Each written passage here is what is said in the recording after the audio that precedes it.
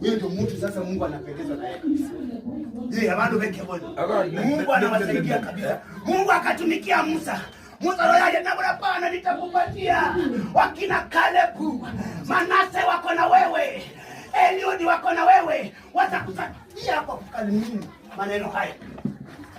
Wakati alifika mbali akasema, Farao, sema, unasema namna gani?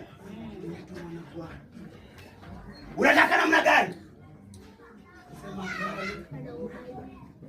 Nataka uangalie uone Mungu nilisambia uachilia wale wa Israeli waende.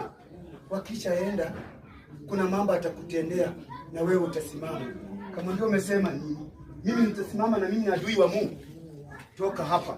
Tafuta njia yoyote ile ambaye unaona ya kwamba ni safi, ile ambaye itaweza kusaidia wana wa Israeli waondoke katika nchi.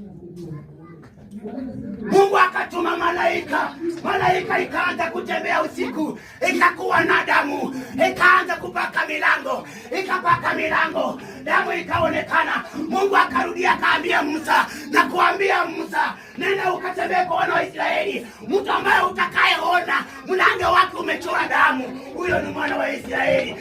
Haleluya. Waamke saa 11 waanze safari. Singili Musa. Asante.